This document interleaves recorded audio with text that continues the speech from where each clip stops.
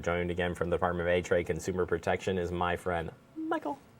Michael, we are talking about June being Internet Safety Month. So we talked to elder abuse this month as well, but also Internet Safety Month. You can probably hit right in there with staying alert on scams and everything else. But Internet safety definitely Internet is our lives. Internet is everything. So it is, and because it's right in your hand, it's everywhere. So how the heck does DATCP look at the Internet and we start talking safety? What we do is we use things like Internet Safety Month as an opportunity to remind everyone of some of the little things that you can be looking at and doing. As you mentioned, if you were to talk about the Internet and the Internet of Things, we would be here forever. And so what we want to do, and we also don't want to keep hitting those same issues that everyone knows about and we hear about, because the Internet is everywhere and we've been talking about it for decades.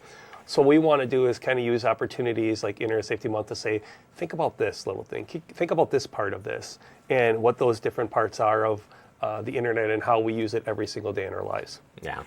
So some of these things you're still going to be like, well, I know this, but do you? Because the tactics behind some of these things that we're going to go through are pretty impressive. And this first one, and why I say this, is imposter websites. If you were to ask me one area that I feel like has increased, it's this area. Yeah, I would agree.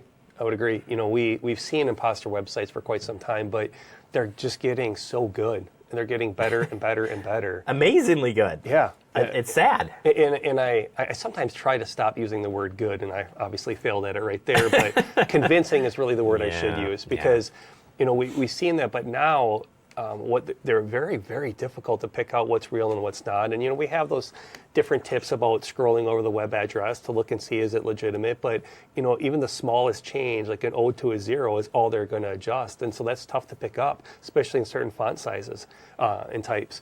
But what we want to do is still figure out and think about, how did you get to that website? And was it, you know, through a search engine? Was it through a social media feed? Was it a pop-up? And oftentimes, you're going to find that the fake websites are drawing in consumers from a secondary promotion. It's something else that's happening, or something else that they did that they're responding to that's leading them to that, whether it be social media. You know, oftentimes, not to pick out each one, but Facebook, because so much advertising is done on Facebook and there's so many promotions, and so it's not uncommon for you to see something or to fit in with something you're looking at. But those are the spots where they're creating fake links, you know, and they're shortened links, they're vanity links, and we're used to seeing those. And so it leads to a very, very convincing website. And we're also seeing that it's not just that front-facing screen, you know, these scammers. Pages. It's pages, it's correct. Crazy. And they want to get you to the checkout. And because in the checkout is where they really want you to be. And that is providing the personal information to purchase, and then, of course, payment information. So there's ways. We just want everybody to remember, if you do see something in the social media and you want to click on it, don't click on it. Just go to that store's website that you know is legitimate, and then just find the product yourself. Yeah, and let me tell you, if you're familiar with this show, if you watched it enough, you would know the pool story that I've said over and over and over again. But that was exactly that. It was through social media and a too good to be good sale. Every red flag was there, and yeah, it can happen just that fast. So protect yourself there and be aware. Make yourself aware. Next one, too, on the awareness side of things is social media privacy. And you're like, well, setting my settings? No, like actually thinking about what you're putting out there for people to see. It is. You know, I think the story's been out there for years about how, you know, well, if you tell everybody where you're going on vacation, it tells everyone your house is empty. What we want to do is take that to the next level and say, now we share so many pictures and we share so many videos. It's really about what's in the background. You know, what are you actually exposing? Or taking a picture in the driveway, you know, there's your license plates. It's what else are you showing? Are you standing in the front yard, there's your house number. Little things that you might not think about and saying, okay, that's still social media privacy.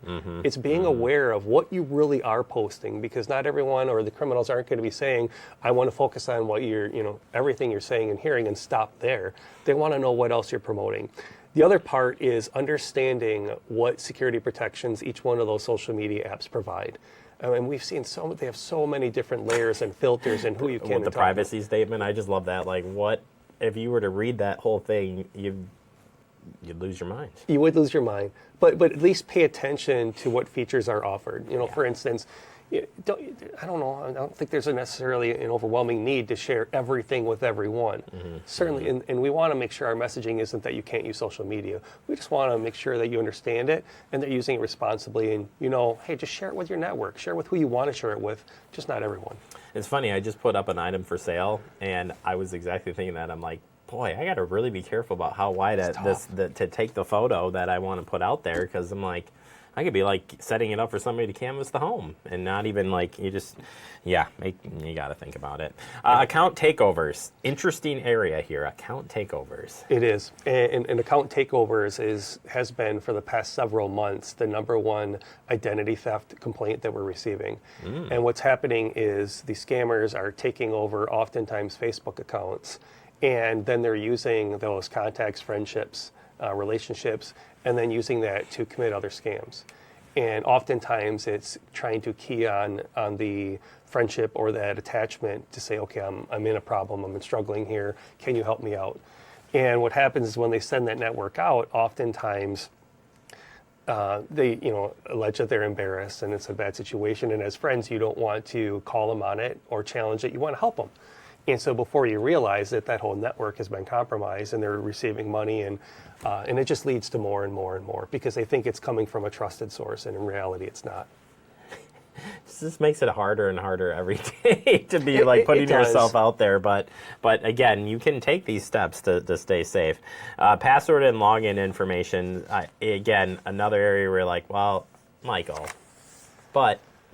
is going to tell you that it's still a serious issue. It is, and what we're, as I mentioned in the beginning of this, don't want to keep talking about the same thing that maybe you've heard about forever. The angle we want to talk about here is if you're using kind of the same password throughout and across different accounts and things, recognize that if one of those gets compromised, that potentially what happens is these scammers, they're getting this list and they match two up. So they take your email, and once they find one password, then they scour the internet for all these different apps and all these different areas and retailers and areas where you might have those two align. And when they find them that they match up as they're scrolling through all these lists, oftentimes on the dark web, they're going to say, oh, look, that username and password was used 17 times. So what our key here is if you find out that one of your accounts gets compromised, just take the initiative to go ahead and change it on all the other ones. Because I think oftentimes you're going to find that it won't be too long before those other accounts get compromised. Yeah, it's true. Finally, just if people want to, or like, oh my gosh, I couldn't write these down fast enough, and I'm just a little got to make myself aware of what's going on here, where can they go to find more information and stay up on the know? Because, while 1 month is set aside to refresh ourselves, we could refresh ourselves on a regular basis as well. Absolutely. At our website, datcp.wi.gov, if you just click on consumer protection, you'll see right there on the landing page, there's a whole library of resources that can help you learn more about this and really all the other areas that we can help you so you can stay protected.